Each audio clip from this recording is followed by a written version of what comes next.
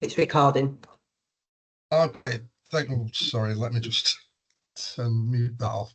Welcome to the Executive Cabinet Member Leaders Portfolio meeting. Only short agenda this time. So item 1 is monitoring of exec member decisions, which has been circulated.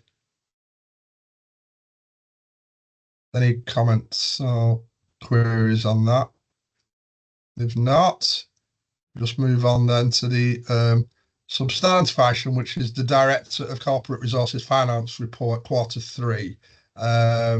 Janet, I believe you'll be taking us through this report. Thank you. Yeah, thank you very much, Leader. So this is the Q3 finance report for the whole of the corporate resources. I think you're on mute. No. We can't, well, you're not on mute, but we can't hear you. Oh, okay, just give me a minute. I can hear. I can hear. I can hear. Yeah. Is that okay? I can hear. Okay, we seem to be having some technical hear. No, difficulties. we're not. Can you hear me now? Yes, we all can. Yeah. Okay. So, sorry, going to start again. So this is the Q3 finance report for the whole of corporate resources. The projected outturn position at Q3 is £52,000 overspent. For this portfolio, it's 91,000 underspent. The key financial findings can be found on page 2, and service-specific findings can be found on Appendix A. The Executive Cabinet Member is recommended to note the contents of the report and to approve any revisions within the capital programme, and I'm happy to take any questions. Okay, thanks very much. That was my technical difficulty, Janet, then, not yours. Apologies for that. Councillor Wilkinson. Yeah, thanks, Nick. Could I just ask a question? I think it's page 8. My mouse has died on me at the moment, so yeah, I think it's page 8 in transfers, additions and amendment transfers. Transfer 1.793 million West Bolton Town Hall project and transfer blah blah blah. Draw together all the funding. In November's council meeting, I asked a question about where we were with the town hall because the work should have started in November last year. And Actar then got up and said, sorry, can't do the work. There's still a hole in the roof. Now, considering we spent 900,000 on so-called fixing the roof, I'd like to know where we are, not just on behalf of me, but on behalf of all West Bolton ward councils, north and south, because this building is the important one of the important ones we've got in West Bolton. And we've now been lingering for some years now about what we're going to do, when we're going to do it, etc., with the town hall. And I did see the videos of and it wasn't a leak; it was a bloody waterfall, to put it mildly. So, can we, as West Bolton members, be fully informed of what money's available, where you are, when you're doing it, how you're going to do it? I mean, I did say in November it'll be spring. Well, I reckon we've got 3 weeks and spring starts. So I should have asked which spring. So on behalf of all West Bolton members, can we be fully informed of what you're playing at and when you're going to play it? Okay, thanks, Councillor Wilson. I think it's a fair point. This has been lingering for a good number of years, and on my watch as well as Martin's watch, and I think you and the other members do deserve some answers, progress report on this. Is there any officer here, Lee, I'm looking at, who can give us some information? What you know at the moment, Lee, but other than that, I'm going to ask Lee to ensure that there's a full written briefing note circulated ASAP to members. And actually, I would advise you as well, Councillor Wilson, if you'd care to ask another question at the upcoming council, if you'd like to do that, or at the corporate scrutiny committee, I think it's corporate, is it? Then we can try and get you an answer there as well. But Lee, over to you. Thank you, Councillor Wilkinson. So the scheme at West Bolton is well, it's not complicated. It's a relatively straightforward scheme, and we all know what's been happening with it. It was a regeneration-led project initially. So Paul may have a bit more information, because I know it's between Paul and Phil Lamb who's been doing some work on that. You're quite right, there was quite an extensive amount of work done on the roof some years ago. We've had some surveys done, the repairs, and they're not going to last. They're not going to give any length of time for that building. So we by having a conversation with Paul and John Dyson, we think it's better that we do a much more detailed review of West Orton Town Hall, which will probably include a full roof replacement of some description to make sure that it lasts the long term. There's no point paying a load of money doing a regen piece if the roof's still leaking in. So that was what the transfer of the money is. So it transfers it into one whole pot for the regen of it. But what I was going to say, the leader obviously said that probably need to get just a ward briefing with all the members from your area and a complete update of where we're up to. I'll have to defer to Paul. I'm not sure on the internal piece of the work where that's up to. I'm not sure whether you know anything more, Paul. Sorry. So just to be clear, Lee, this is a regen-led project, not corporate property. Yeah. Okay, Paul. Yeah. Thank you, Leader. So we've had a report. We've secured the funding that's been identified. We've engaged with corporate property and Clear Futures to take forward the works to the West Orton Town Hall.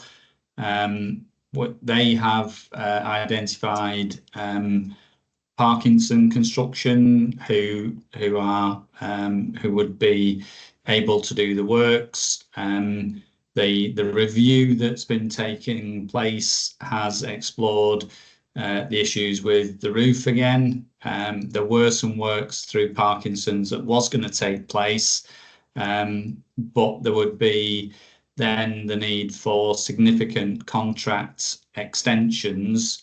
And that's been the difficulty that we now need to get through, is the legal process about whether an existing contract can be extended to the level that it does need to be extended by, and if that is not possible, then we'd need to look at procurement. I am working up a report that will come to your portfolio leader with an update to all of the positions. We've been working with Lee and corporate property in terms of trying to identify some additional funding.